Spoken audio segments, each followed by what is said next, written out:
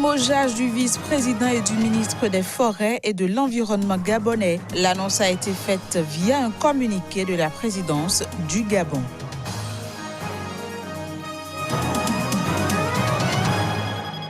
Décision de la justice nigérienne sur la grève des enseignants, poursuite du bras de fer entre syndicats et gouvernement, le point de la situation dans les universités du Niger dans ce journal. Puis élection de 2020 au Burkina Faso, la CENI a rencontré ses partenaires techniques et financiers pour échanger sur la feuille de route de la commission.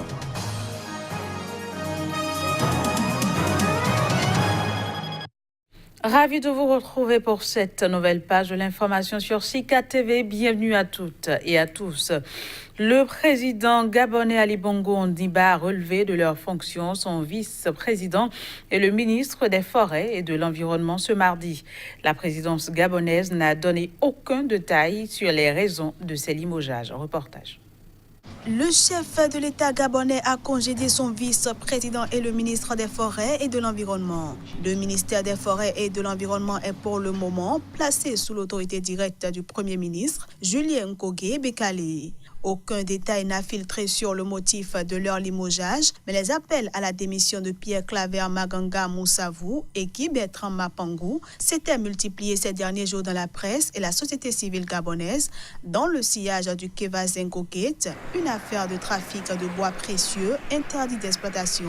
Fin février et début mars, près de 5000 mètres cubes de Kevazengo, une essence rare très prisée en Asie, d'une valeur d'environ 7 millions d'euros, avait été découverte dans 2 sites d'entreposage appartenant à des sociétés chinoises au port d'Owendo à Libreville. Une partie du Kevazengo était chargée dans des conteneurs sur lesquels figurait le tampon du ministère des Eaux et Forêts indiquant une cargaison d'Okoumé, une essence de bois dont l'exploitation est autorisée. Suite à la découverte de ces documents falsifiés, le responsable de ce ministère au port et son équipe avaient été arrêtés, soupçonnés d'implication dans ce trafic. Mais le 30 avril dernier, 353 de ces conteneurs, placés sous l'autorité de la justice, s'étaient mystérieusement volatilisés.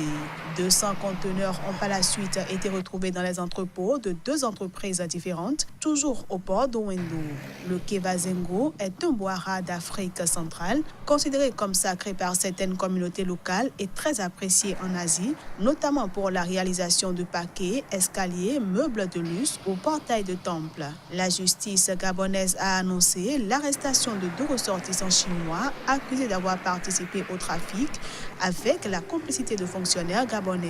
Représentant 60% du produit intérieur brut, le secteur forestier est l'un des piliers historiques de l'économie du Gabon, un pays recouvert à près de 80% par la forêt.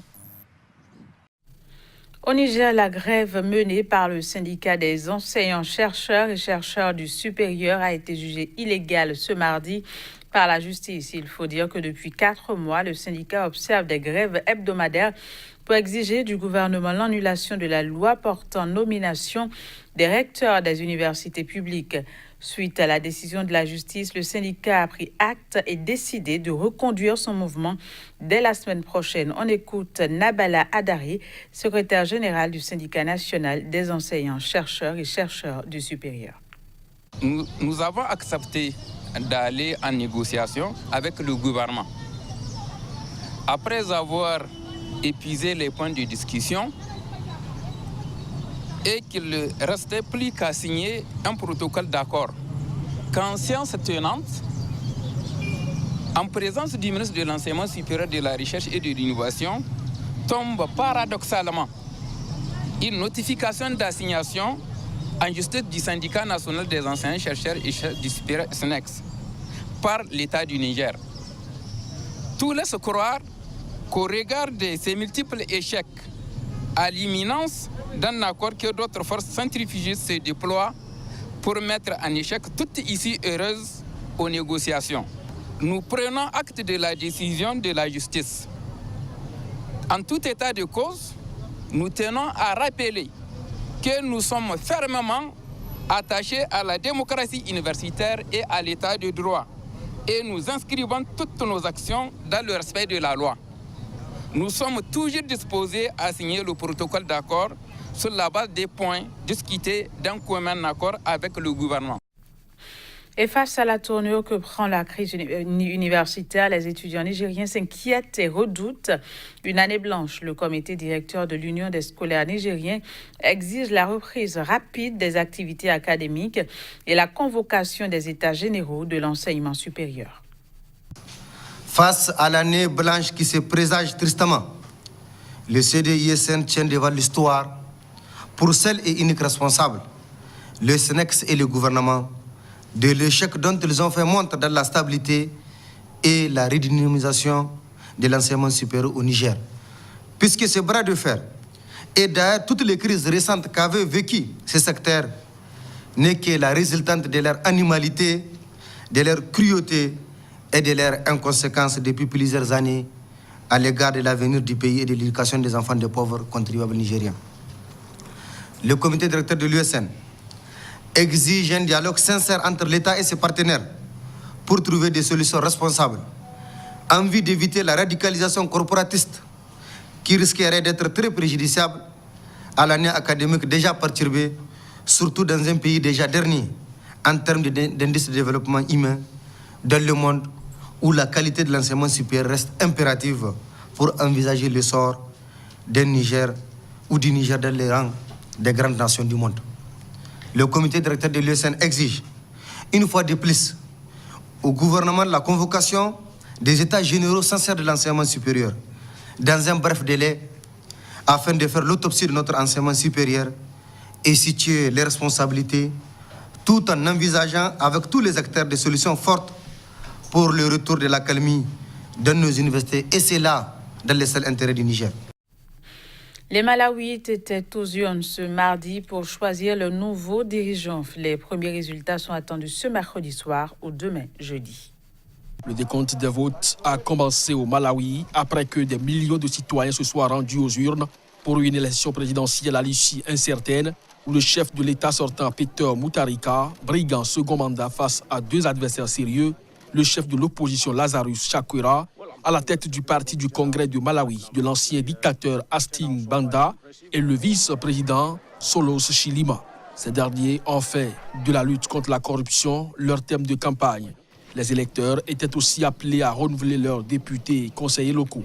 À la mi-journée ce mardi, l'organisation NICE, qui veille au bon déroulement des élections, a fait état de longues files d'attente devant les 3/4 des bureaux de vote, ce qui suggère un enthousiasme de la part des électeurs à choisir leurs responsables politiques. Le président Mutharika a en tout cas assuré que la paix prévaudrait jusqu'à la fin du processus électoral. En campagne, il a défendu son bilan, mettant en avant l'amélioration des infrastructures, en particulier des routes, dans un pays où la moitié des habitants vit sous le seuil de pauvreté. La Commission électorale nationale indépendante du Burkina Faso a tenu une rencontre avec ses partenaires techniques et financiers. La séance de travail qui portait sur les scrutins à venir dans le pays avait pour but d'échanger sur la feuille de route de la CENI dans ce cadre. Reportage Claude Romba. Pour les prochaines élections de 2020, la CENI va expérimenter pour la première fois le vote des Burkinabés de l'étranger.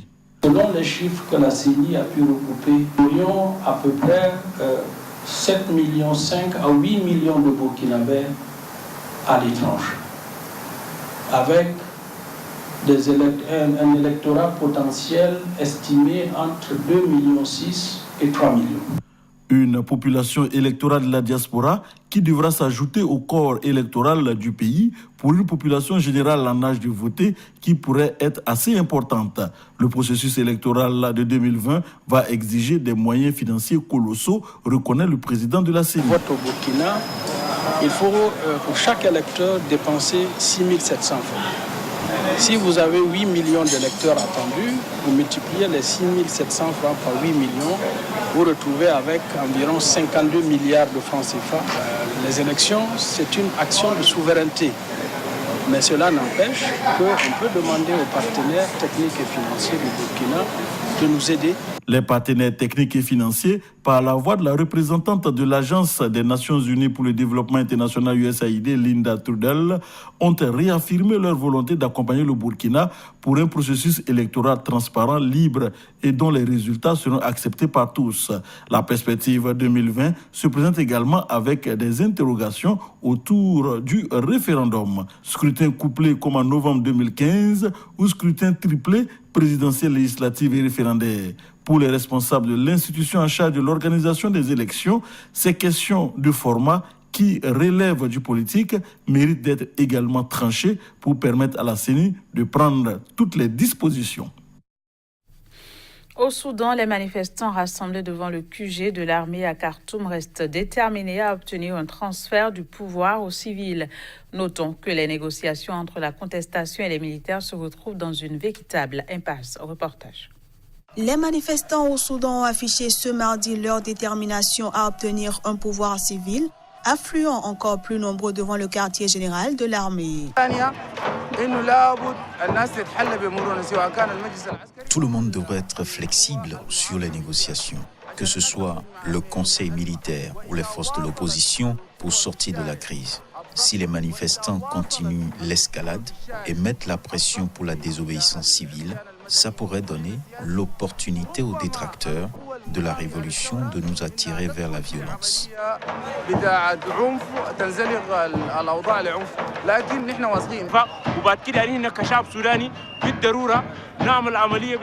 Il est nécessaire pour le peuple soudanais d'aller jusqu'à la désobéissance civile. Le peuple soudanais devrait sortir, comme il l'a fait le 6 avril, pour mettre la pression sur le conseil militaire et nous donner une pleine autorité. Depuis la destitution par l'armée le 11 avril dernier du président Omar el-Béchir, qui a dirigé le Soudan d'une main de fer pendant 3 décennies, un conseil militaire de transition a pris le pouvoir. Ce lundi soir, les négociations entre militaires et meneurs de la contestation sur une transition politique n'ont abouti à aucun accord. Chaque parti souhaite obtenir la présidence et la majorité des sièges au sein du futur Conseil souverain. Puis en Indonésie, des affrontements entre partisans de l'opposition et la police ont eu lieu à Jakarta. Et ce, après l'annonce la veille des résultats officiels de l'élection présidentielle, donnant gagnant le sortant Joko Widodo. 6 personnes ont été tuées à Jakarta dans des affrontements au lendemain de l'annonce des résultats officiels de l'élection présidentielle contestée par l'opposition. Certains ont des blessures par balle, certains par arme blanche, mais nous devons encore clarifier cela, a expliqué ce mercredi le chef de la police indonésienne en se basant sur des informations du service médical de la police.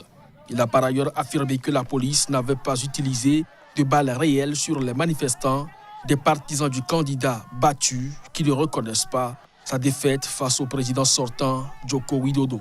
Près de 70 manifestants ont été arrêtés selon la police qui a attribué les violences à des provocateurs. Des affrontements entre partisans de l'opposition et la police ont eu lieu dans différents points de la capitale depuis la nuit de mardi à mercredi matin après l'annonce surprise la veille des résultats officiels de l'élection présidentielle. Pour disperser les manifestants qui lançaient des pierres et des feux d'artifice en direction de la police, des forces anti-émeutes ont eu recours à du gaz lacrymogène et à des canons à eau. La commission électorale indonésienne a proclamé le président sortant, Joko Widodo, vainqueur de l'élection avec 55,5% des voix contre 44,5% pour son adversaire, l'ex-général Prabowo Subianto.